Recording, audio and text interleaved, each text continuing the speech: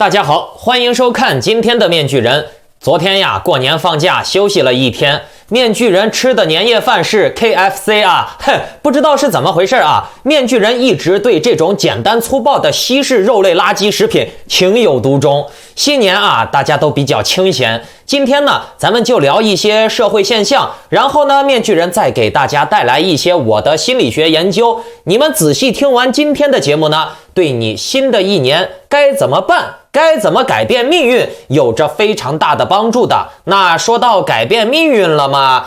咱们就来讲一讲五行八卦、生辰八字啊，逗你们玩的。面具人，我是心理学学者，摸人的心思还是比较擅长的。我敢肯定啊，在座的很多人都有过痴迷这些算命的命理玄学的这个阶段吧，是不是？咱们今天啊，也从心理学上面来聊一聊如何改变命运。有一句话叫做什么？性格什么什么什么，性格决定命运，对吧？其实呀，这就是心理学上面的典型的心理状态会影响命运的经典短句。面具人在节目的后半段会讲到，你信的东西，你的行为模式，你的心理状态是如何决定你的命运的。好了，来看今天的标题：缅甸人民焚烧习近平，军管现场偷拍照片曝光，数字货币入侵国际清算系统，SWIFT 被渗透，吴建民新年遭遇大劫，生活过得不好，和共产党的关联性。好啊，别急啊，咱们今天一个事儿一个事儿的来讲。先来说缅甸焚烧习近平的事儿啊，观众朋友们，你看啊，面具人我这个嘴巴准不准？当时啊，整个时政评论圈都在把风向往哪儿带呢？川普发动了 Q 计划、星之子、蜥蜴人、深层政府，对吧？说的这些稀奇古怪的东西、玄幻仙侠的东西，把这些东西和缅甸的军变扯上关系了，对吧？那面具人我就想说，这些事情之间有个屁关系。面具人当时就详细的讲清楚了中共每年给缅甸多少武器、多少军火，并且呢，中共是如何挑拨维持缅甸的乱局的。进退其实都是中共在中间搞鬼。如今呢，其实缅甸的老百姓也不傻，他知道中共是怎么玩的，怎么做的，老百姓也能看出来。其实缅甸现在的情况啊，并不是网上你们能看到的，就跟香港游行一样啊，星星点灯呀，拿个照片呀，唱个歌就完了。实际上呢，缅甸一直是武器泛滥的，并且军政府比较强势的这么一个国家。缅甸现在确实有些地方是风声鹤唳，不亚于当年6·4戒严的时候，解放军清场在大街上巡逻的那种景象。面具人在缅甸的朋友也给面具人传来了一些现场偷拍的照片啊，等一下我会在节目中间放给你们的。哦，对了，标题上说到了吴建民老师遭遇劫难了，对吧？吴建民老师最近啊，真的不顺。他还专门录了一个视频，委托面具人我转告给大家。他最近呀不能发视频了，这中间呢究竟是为什么呢？面具人我一会儿会放给你们这段视频看的，毕竟嘛，面具人我的播放量还可以。面具人与吴建民老师大家都是反共的嘛，应该互相帮助。等会儿呢，面具人会在节目中间把这个消息，吴建民老师的语音视频留言告诉大家，转发给大家。一会儿你们看了就知道吴建民遭遇了什么样的劫难了。好了，先来说一说这个缅甸的事情。一会儿呢，给你们看面具人缅甸的朋友偷拍的照片啊。缅甸呢，他的老百姓也不傻。现在的缅甸老百姓游行的时候，因为他知道是中共在背后搞事情嘛，所以呢，缅甸的市民他们上街拿的照片啊，就是一个习近平拿个狗绳，牵的是缅甸军政府的领导人敏昂莱，就是习近平遛狗，遛的是敏昂莱。缅甸的民众已经知道了缅甸军政府的背后就是中国共产党，他们已经意识到了习近平的威胁，已经意识到了中共的威胁，于是呢，他们开始上街抗议中共干涉缅甸的内政。这个景象还是比较壮观的。但是一说到干涉内政这个事儿啊，中共确实是玩这种阴谋呀、阳谋呀、耍无赖，你拿他没办法，他玩这方面厉害。咱们就说干涉内政，中共动不动就说别人干涉内政，但是你们看好啊，西方人制裁缅甸军政府的这个军事政变啊，西方人制裁就算是干涉缅甸的内政。那面具人我就想说了，中共卖给缅甸武器，中共支持军政府，把人家政变了，把人家民选政府给干掉了，这算不算干涉缅甸的内政呢？然后呢，你中共经济渗透，勾兑人家当地的官员，又是搞操纵，又是搞贿赂，又是搞垄断，又是在别人的国家修建港口、修建军事基地，那你说这算不算干涉别人的内政呢？西方人喊个自由民主人权就是干涉内政，你中共恨不得把人家的马桶盖都搬走，就是不干涉内政了，你说这算不算双标？其实中共的种种做法，双标呀，耍阴谋诡计呀，你换做任何一个中国人当官，他都是这样做的。中共的这种思维其实就是中国人的双标思维的体现。怎么说呢？你看啊，前段时间某个风某个轮，他们反对谷歌给他们的广告费不够高，他们说谷歌不能停他们的广告费，不能剥削他们。观众朋友们，那按照正常的逻辑来想，我们包括面具人，包括江峰，包括这些博主啊，我们是给谷歌打工的，那谷歌就是我们的老板，对吧？那前段时间他们说谷歌给他们的广告费少了，甚至抱怨谷歌停了他们的广告费。可是呢，你看拜登推出了要确定美国的最低工资标准，结果呢，这个政策遭到了他们的反对，他们又开始反对了，说员工是老板雇佣的，老板怎么说，给开多少钱工资是老板说的算，老板有资格确定工资标准。那拜登政府来确定最低工资标准，会严重破坏市场经济，这个标准应该由老板来定。那面具人我就想说了啊，老板怎么定最低工资标准？老板巴不得给员工就不开工资呢，让员工白干活呢，对不对？这是必然的。换你是老板，你也有这种动念，知道不？那他就不行了，他认为别人不能给他把工资开得少，但是他可以把工资给别人开得少，对不对？观众朋友们，你说这些人双标不双标啊？而且人家美国的最低工资标准是由老板和员工还有工人工会共同投票决策出来的，并不是说老板一个人说的算，也不是员工一个人说的算，是大家共同决策出来的啊。按照你江峰的理解，就是老板是老板，老板就是权大能日天，老板说给多少钱，老板说让他干多少活，就是干多少活，对不对？那这跟奴隶主和奴隶有啥区别给他江峰自己就要有工资保障，给别人就可以随意的盘剥剥削压榨，对吧？就像很多中国人一样，他移民去美国了，然后呢他就反对别人移民只有他能移民别人就不能移民，懂了没？其实中国现在的这个政府就是中国人的思维的集合体，而且绝对不会变。为啥？你随着时间的推移你看60、70、80、90、00，曾经的年轻人已经成了今天的老大爷了，官员都是一代一代一批一批的上来，对吧？以后呢，90后甚至00后、10后的人都会有人当官的。可是呢，他们这些人中间的魂儿没有变呀，每个人都是如此的双标，大家都要特权，什么事情都只是我能干，但是你不能干，我能干，别人不能干。每个人他都想要这种皇权、霸权、特权，每个人的这种思想文化教育不改，不启蒙，只想要自己无底线的私利，无上限的私利。你包括你看油管上面的这些政论节目他们都是想要把自己打造成一个大师，打造成一个神，然后你们这些观众呢，就是傻逼、傻屌、垃圾、韭菜，被割打赏，来给我捐钱，对吧？昨天呢，面具人跟一个推特上面的网友聊天受到了一点启发。你看中国的这些政论节目不管是舔共的还是反共的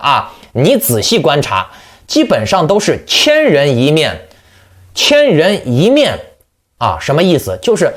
好多人他们其实都是一种面孔，他们的状态、神态、讲话方式啊，你们仔细观察，上到5、60岁的，下到20岁左右的，只要是讲政论的啊，他们都是制式化的状态。你从他们的身上能感受到那种不可名状的统一的那种感觉，那种神态呀、说话方式呀，这种感觉啊，非常的难以给你形容出来，就是那种不可名状的感觉。你硬是要面具人我给你形容，就相当于村子里面那些喜欢不懂装懂的，你说的那个啥呀？哦，我知道，我懂，我见过，是不是很多村子里面这些不懂装懂的人都有这种状态？然后呢，再比如说是中央电视台的那些主持人，都是那种状态。然后呢，你看国产电视剧里面那些电视剧里面的男女的配音不管演员再怎么换，声音始终都是那几个配音。这是很恐怖的事儿，也就是说千人一面，每个人都不是每个人，每个人都是一个人，都是复制体，所有的人他都不算自由思想，他只算是复制人。就比如说面具人，我要用一个最形象的比喻来给你们解释就像劣质的盐，不管你是在吃包子、吃饺子还是吃烧饼，虽然你看他们的外表不一样，但是呢，不管你看这些包子、盐或者馄饨或者烧饼你闻一闻，观察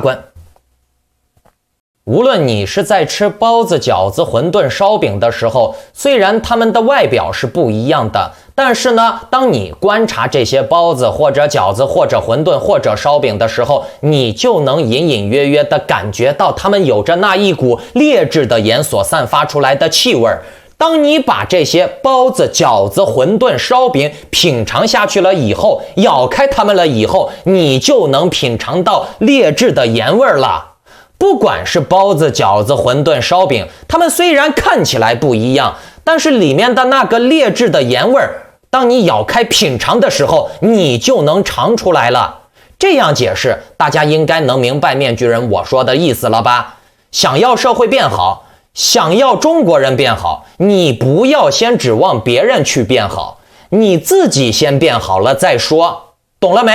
否则呢，你先动不动指责别人要变好，你自己不去以身作则变好，去启蒙别人，帮助别人，去做好事儿，去尊重别人，你就要别人先把你怎样，先为你好，先帮你做好事儿。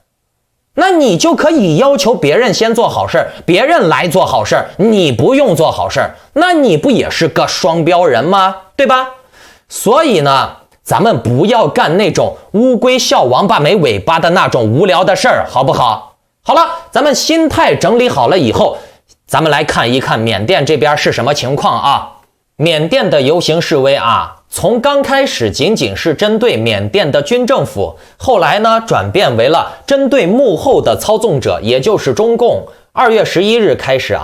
直到今天，一直持续到了今天还没结束。成百上千人的缅甸反政变示威者团体在中国驻缅甸大使馆门前示威，要求北京停止支持军方。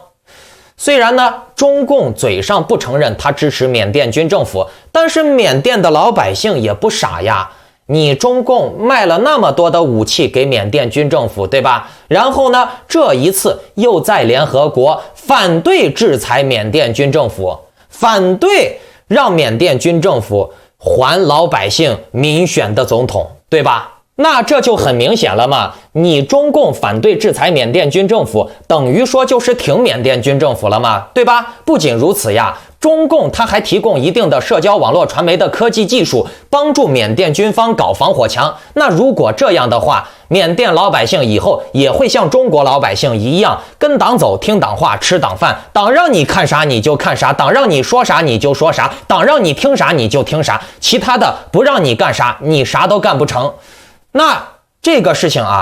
在缅甸就是中共帮助搞防火墙、帮助断网的事情传得很厉害。在社交媒体上，很多缅甸人还在分享传播这个真相，指责中共当局向缅甸提供了防火墙技术，提供了断网一方面的服务，用于阻止民众使用社交媒体来煽动游行，来抵抗军政府。虽然说中共的外交部驻缅甸的大使馆都在第一时间否认了这个事情，但是呢，咱们从最简单的常识学啊，面具人啊，我也是常识学者，我还有一个外号叫做面伟，是美国的常识学专家，我叫面伟啊。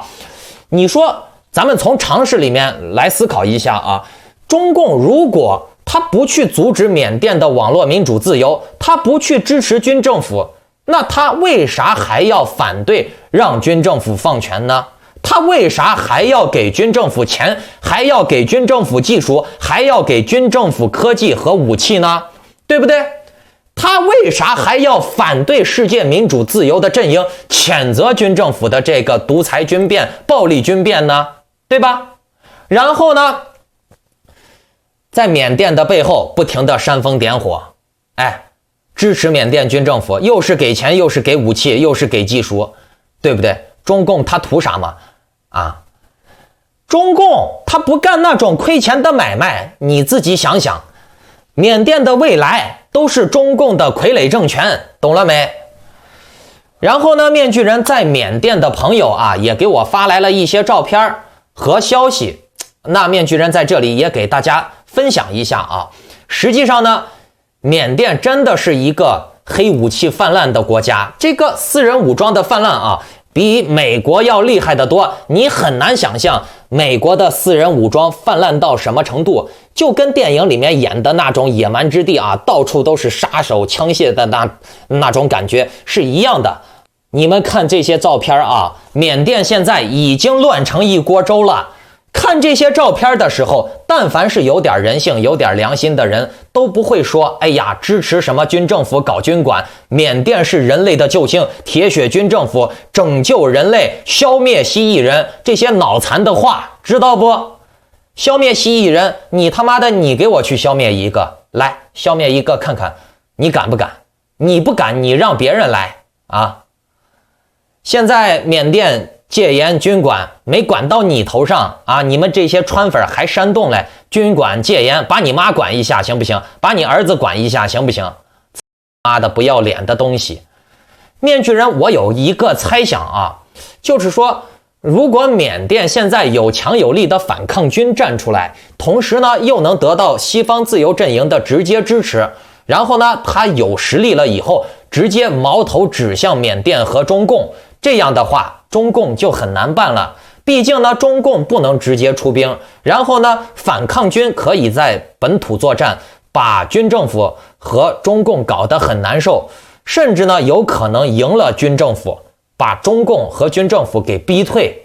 当然了，这只是一个猜想啊，谁也不希望爆发战争。可是呢，咱们再想一下嘛，如果让中共这种冷血的政权上台了以后，那造成的生灵涂炭会更残忍、更可怕。中国不就是大饥荒、文革、计划生育，造成了多少人牺牲掉了，对不对？面具人在这里啊，希望大家都能做个好人吧，心存善念，对吧？哦，对了，面具人给大家宣布一个吴建民老师的公告啊，吴建民老师最近不太顺呀。你看，刚过年就搞了一摊大事情，大家来看一下这个公告。各位朋友，大家好，今天已经是庚子年的最后一天，那么在国内呢，已经进入了大年夜，也就是我们讲的大年30。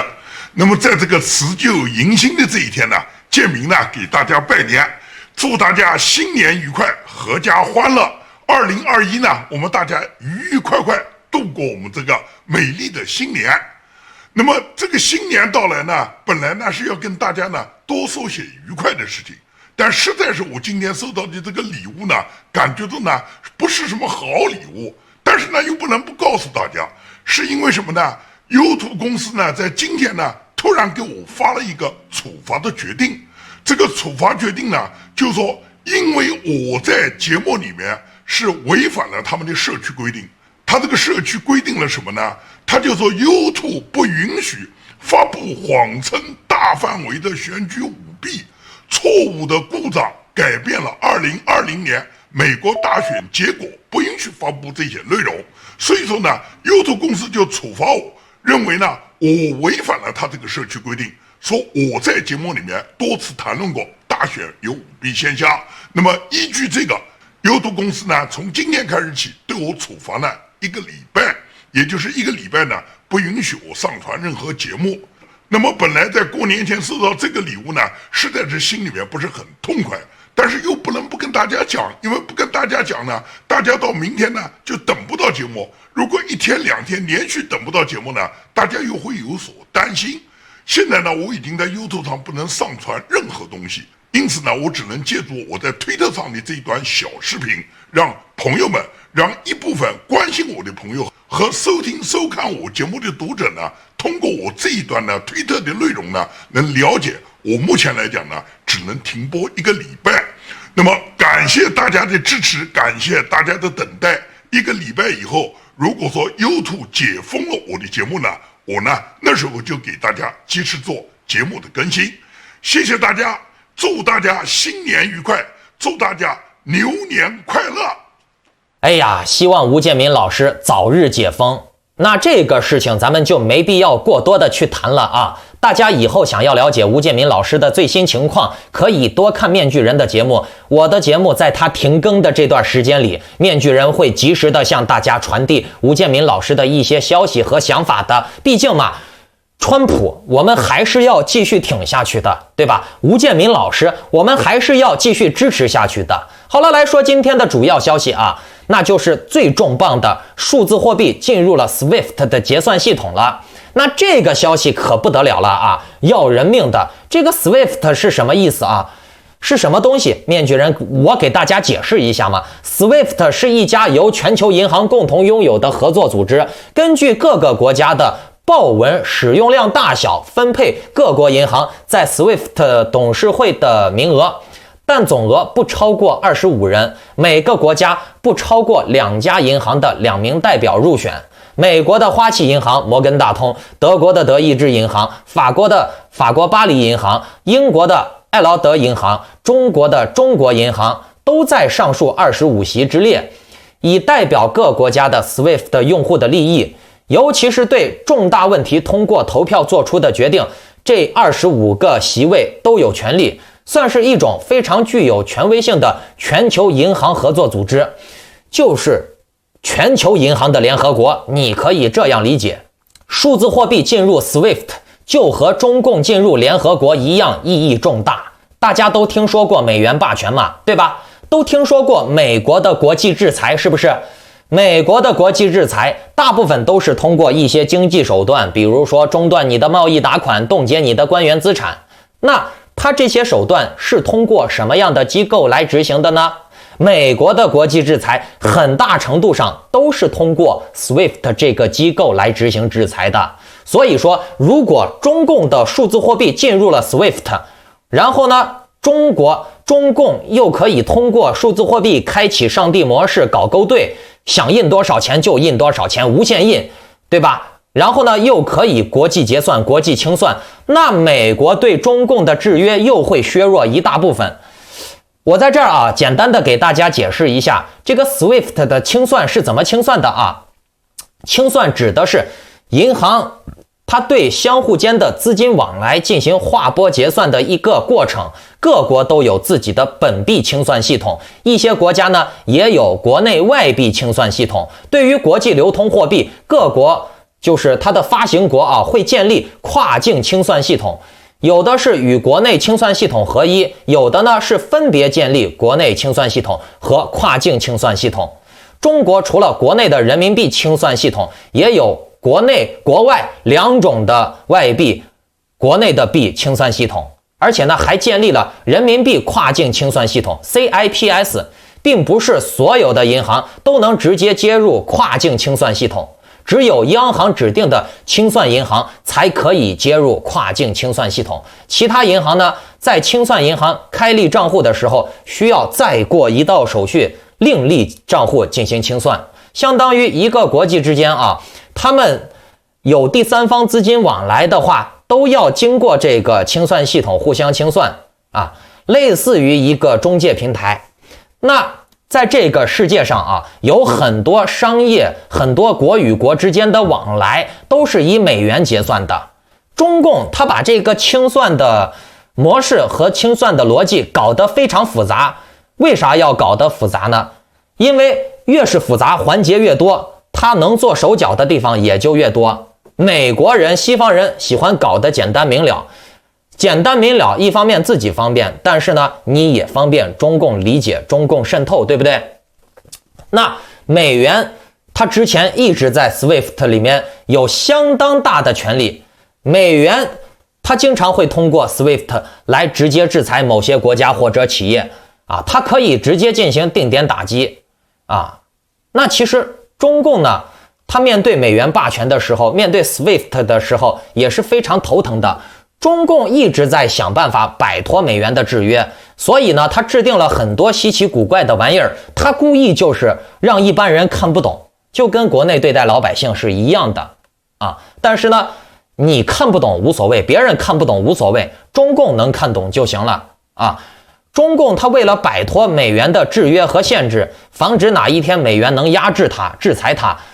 于是呢，中共就想打造一套自己的货币清算体系。中共的野心是很大的，你不要觉得好家伙啊，中共的数字货币只能把中国人开启上帝模式，它就能满足了啊。他要对全世界的人开启上帝模式，他的这个欲望是无底线的，他的欲望是无穷无尽的。今天他能喝2万的酒，明天他就能喝20万的酒，他也不会可怜那些底层人快饿死的人，你知道不？你看习近平啊，什么视察民间，做那样子，哎，握着农村快穷死的人的手，习近平拨拨指头就能让他飞黄腾达了，就能解决一个村的贫困问题了。他为啥不解决？他心里面明的跟镜一样，他能当国家领导人，他傻吗？他不知道这些问题吗？对不对？但是呢，没办法，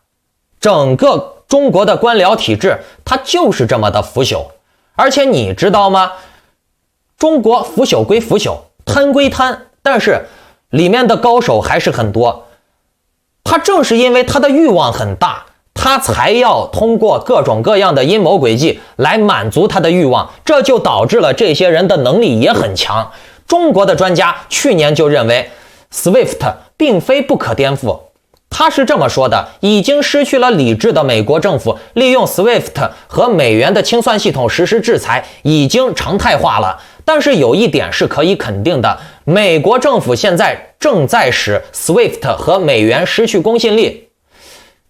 听完这句话了以后，面具人我就觉得吧，中共里面是有能人的。这个专家说的非常好，这个经济制裁啊，就像秘密武器一样，当你没把它亮出来的时候，别人因为不知道它具体有多大威力，他会非常的害怕。但是呢，你把它拿出来了以后，哎，别人一尝试，觉得哎，没什么大不了的嘛，没多大威力嘛，是不是？你一旦把这种东西滥用了以后，别人就免疫了啊，别人就觉得没啥好怕的，美元也不过如此，那就会导致美元的强度和公信力就会下降，会向世人宣布啊，大家并非是离了美元就活不成了，对吧？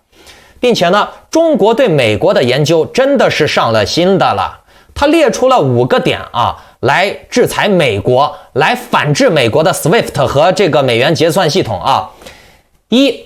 就是要在更多的地带国际贸易中使用人民币报价和结算。2是更多的向国际市场开放人民币融资主体，没有融资人融资就没有融资产品，没有融资产品投资人就会没有投资机会，要让人愿意持有人民币就需要有丰富的投资机会，融资主体不能只是中国国内的融资主体，所以呢，金融对外开放不能只是对境外机构开放，对境外投资人开放，还要对境外融资人开放。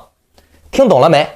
中国共产党他就是把他的计划啊说得非常的绕口，跟绕口令是一样的，就算是你翻译，你也很难把它翻译出来啊。但是呢，中共他自己知道它是什么意思，懂了没？ 3是创新更多的人民币交易产品和市场。4是人民币跨境支付系统 CIPS 需要考虑能够接受除 SWIFT 以外的系统传输信息。5是在推进人民币国际化的同时，需要鼓励中国企业使用安全可靠的非美元货币。鼓励使用非美元货币与推进人民币国际化和推进去美元化是相辅相成的。比如在一带一路的项目的投融资中，商品贸易中，我们可以首选人民币，其次呢，选用非美元货币，这对其他国家积极参与一带一路建设会有很好的吸引力。尤其是那些被美国制裁的国家，你们懂吗？被美国制裁了以后，他们就得不到美金了。但是呢，中共现在给他输血呀，对不对？没有美金可以用人民币嘛，继续勾兑，继续赚钱嘛，继续大撒币啊，继续奴役嘛，是不是？所以说，中共他对什么伊朗呀、古巴呀、朝鲜呀包括现在的缅甸这些被美国制裁的国家，反而呢都成了中共的小弟了。这个奇怪不奇怪？厉害不厉害？中共对美国真的是处处针对。真的是用上心了，不停地研究美国。中共对美国的研究是细致入微的，可是呢，美国对中共的研究美国对中共的上心程度就不行。但凡是美国对中共的研究上心程度能有中共对美国的研究的1/10，中共现在都是被美国吊着打的。正是因为之前中共和美国弱强悬殊，强弱悬殊，这种悬殊带来了不对等就是因为强弱悬殊导致的强烈的反差，所以呢，中共更加谨慎，美国呢则更加自大。这样的话你退我进，差距就逐渐拉开了。骄兵必败的故事真的是永恒的定律呀！希望美国能意识到这个问题。中共的货币体系一旦搭建起来，它这个国际上一旦推行了数字货币那真的就是全球数字监狱。这些贪婪的资本家早期呢可能会看眼前利益，跟中共勾兑，但是呢，你一旦勾兑了以后，你的子子孙孙就万劫不复了。虽然你前期能占到便宜，可是你占到便宜了以后，你的商家数据、交易行为，全部的大数据、云计算都会被控制住。那你觉得恐怖不恐怖？你这辈人可能能当奴隶主，下一辈人就给中共当奴隶吧，对不对？中共现在就是赶鸭子上架，逼你和他合作，不合作不行。就像中国的房地产一样，有房没房都要被割，所有的老百姓都被逼到绝路。共产党有的是耐心，他红色基因代代相传，千秋万代。你美国最多4年，对吧？玩死你一个，拉你一派，打你另外一派，迟早把你搅乱。哎呀，西方人也是贪婪，对吧？占了中国人的廉价劳动力的便宜，可是呢，对中国的这个人权视若无睹，对不对？那很简单了，你们西方要记住，你占了中国人的便宜没问题，可以让你占，但是你也好歹管一下这些可怜的中国人权。你不管，这个报应迟早会回到你头上的，因为你手是脏的，懂了没？你拿了中国人的劳动力，你享受了他们的血汗了，知道不？中共每压榨中国老百姓1分，那他对西方的威胁也就会多1分。你别以为这个力的作用不是相互的。为什么你西方人研究了科学规律，发现了物理规律，你连这么基本的道理都不明白？现在开始意识到中共靠压榨中国人可以现在干全世界了，那你不是也在帮着中共压榨全世界人吗？你不是也在帮着中共去压榨中国人吗？压榨了中国人，中国人在压榨全世界，在搞全世界，那你不也是帮凶吗？对不对？西方到现在为止还要贪婪患得患失的，好像民主一点亏都不能吃再结合上民粹，大家互相搞来搞去以后，被中共一网打尽。西方这样玩下去我是很担忧并且呢，西方人现在还没睡醒迷迷糊糊的还在内斗呢，你选我，我选你，看不到外界的威胁。共产党真的是非常精细地掌握住了西方民主社会的软肋，而西方至今还对中共是一无所知，屡屡误判。中共现在都已经在疫情、在经济、在全球渗透上面是屈指可数呀 ，number one 呀。尤其是他，全世界有第2个国家能趁着这波疫情还大捞特捞的，唯独是中共占了疫情的便宜的了。还有哪个国家？房间里面的大象你看不见，那你就等着中共把你们全部都干翻吧。本来今天还要讲讲和国际金融有关的关乎你们每个人保财保命的消息，以及个人命运和心态的心理学讲解，因为时间问题那明天再讲。新来的朋友可以先点击订阅收藏一下，咱们明天接着讲。